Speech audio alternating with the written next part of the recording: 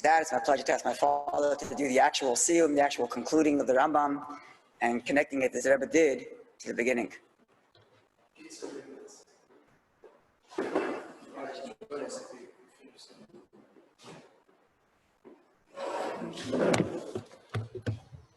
So to conclude, the Mishnah Torah, the Yoda Chazaka of the Ranbam, the only work of its kind, was probably mentioned earlier, that embraces all of halacha, including the halachas we need to know about Moshiach, to identify Moshiach, and the definition of Moishe Moshiach, which we are enjoined to await constantly. You have to know what you're waiting for and understand it. And so the Rambam devotes chapters, the last two chapters, to defining the Moshiach, the role of Moshiach, and the Messianic era, which is the time when our service of God will be as it should be, perfect and whole. Hence, it's the fitting conclusion to a work of halacha. When will all these halachas be fulfilled? Then, which we eagerly await every day. So the final halacha reads as follows.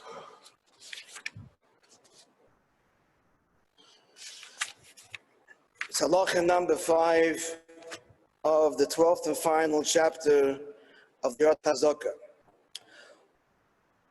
And at that time,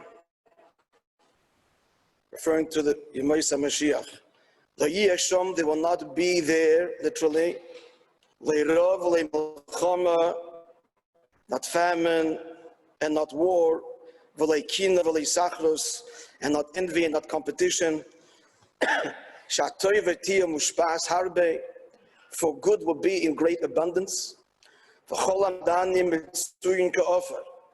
And all delights present or is available as dust, implying available and also implying that physical pleasures will be considered as negligible.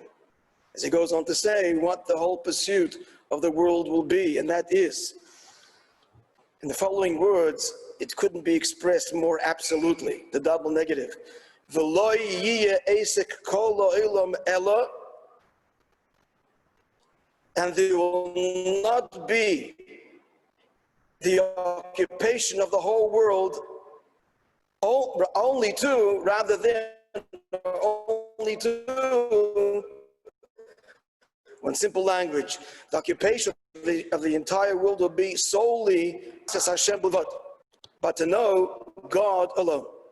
That will be the occupation of the entire world. And therefore, I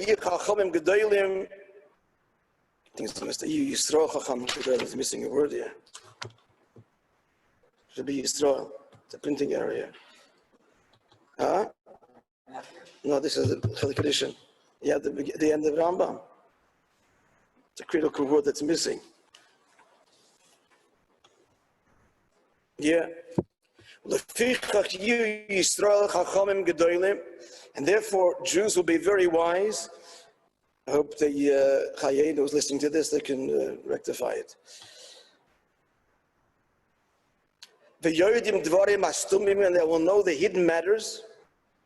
The Yasigu Das Beiram, and they will grasp the knowledge of their Creator, according to the capacity of man.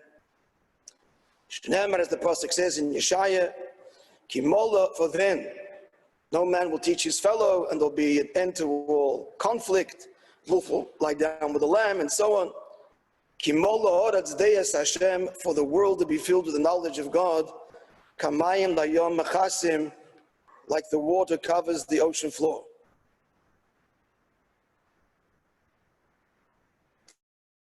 I'll just continue the final words. Nishlamu Hilchas Malachim Achibur Kulay. This complete the laws of Malachim, the laws of kings, and the entire work of the Ranbam. Baruch She'amar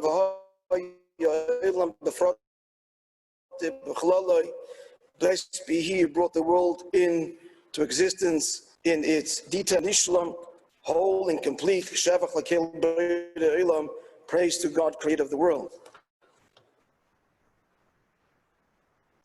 He goes on to enumerate the the 14th book and its various halachas that were outlined in this final, the 14th of the 14 books of the Ranbam. To connect these final words with the opening words of the Ranbam, which we'll do presently, I want to just highlight the following of the many connections. The Ranbam had said, therefore the Jewish people will be very wise, and they will know the hidden matters, and they will grasp the knowledge or the mind of their Creator according to the ability of man. Now the question is, why does the Ranbam add the words according to the ability of man? He seems to limit this knowledge. And what is the distinction, in fact, between these two things he identifies, these two knowledges? Hidden matters, it's one thing. They'll know hidden matters, and they will grasp the knowledge of their Creator. So over the years, the Rebbe addressed the concluding words of the Ranbam as well as the opening words. And these various Fabrengens and Siches make an entire volume. Just the Hadronim, the Rebbe's address of the words and the language of the Ranbam here. So I'm just going to share with you one insight, but just bear this in mind, these two distinctions. Actually, we'll share with you one of the answers now, at least an aspect of one of the answers. The two kinds of knowledge addressed here are as follows. The hidden matters refers to that aspect of the divine that it can be grasped within nature. It's latent within nature, it's hidden, and will be then understood. In the words of our sages, quoted by the Ranbam in the second chapter, this is called Moishe Bereshis, the works of creation. Creation is a mystery. Then we'll understand the hidden matters, will grasp the godliness and the godly force invested and responsible for creation. And that is eminently graspable. The second matter is not simply grasping, understanding the nature of creation, but Moishe Merkava, divinity itself. And this, he says, that's Das Beira, the mind of the Creator. And that, of course, we can only grasp in a limited way, because that's infinite, the Creator is infinite, and that will be Kifi Koyach Adam, according to the ability of man. Now, even that needs to be understood, because finite mind can't begin to understand any aspect of the infinite Creator. And yet, it will be possible. Such is the power of Torah, as we're learning in Chassidus, in the Maimorim this morning, Anochi Hashem Alikecha, the very essence of godliness, Hashem himself, that transcends all limits, allows for, desires, and makes possible, and grants us the ability that a finite Koyach Adam, finite human mind, will grasp, as it were, Das Beiram, the very mind of the Creator himself, invested in Torah. In summary, the hidden matters is the divine forces invested in creation.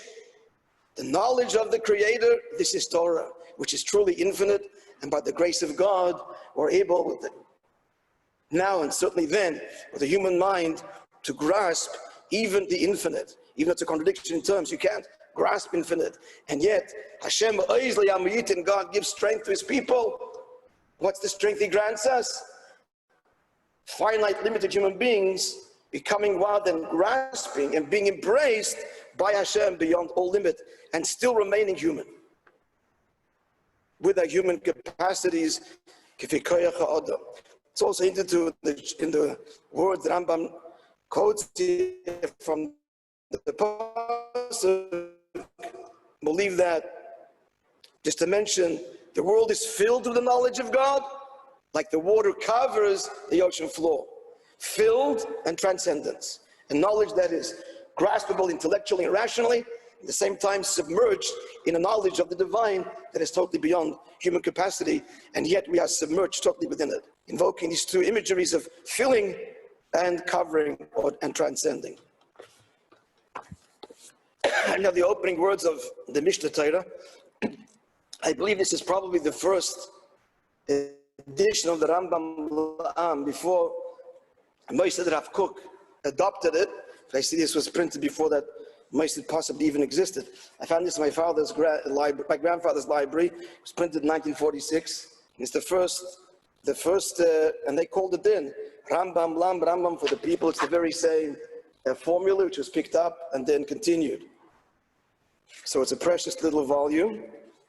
I'm not sure if at that time they printed larger formats, or this was the only way they printed it, but this is the one that I have the privilege to begin with. The truth is, the Rambam doesn't begin in learning Rambam as you study Rambam with the actual Hilchos Yesod Torah. It begins with the Rambam's introduction, but we're going to start with the first halacha, right? So Hilchos Yesod Torah, this is the first of the 14 books, the book of Mada, the book of knowledge, which begins with the first section, the laws of the foundations of Torah. Rambam says there are 10 mitzvahs, 6 positive and 4 prohibitions. The details are as follows. Number 1, mitzvah to know that there is a God. 2, shouldn't enter one's mind that there is another divinity other than God. 3, to declare, live, know his unity. 4, love him. 5, be in awe of him. 6, to sanctify his name. 7, not to profane his name. 8, not to destroy anything upon which his name is written. 9, to listen, to hearken to the prophet who speaks in his name. And 10, not to test the prophet. He goes on now to elaborate, and we'll just read the first halacha. Perik Rishon. Yesod ha-yesodes v'amud ha-chochmas, the foundation of all foundations and the pillar of all knowledges. It's noteworthy, and this was quite novel, that the Rambam begins these 4 words. The acronym of these 4 words spells out Yud Kei Vav Kei. Yesod ha-yesodes v'amud ha-chochmas, God's essential and most holy name, which many other authors emulated in the years and centuries that followed. So again, the foundation of all foundations and the pillar of all wisdoms, laid out to know sheyesh shom matzoi rishon, to know that there is there a first being. Now there doesn't mean there as opposed to here. It's a kind of terminology that Rambam uses, which we just saw, in fact, at the end of we just quoted a similar expression before, but actually Chassidus explains what he means by there. Sheyesh, there is a matzoi rishon. Why even add the word? We'll leave that aside.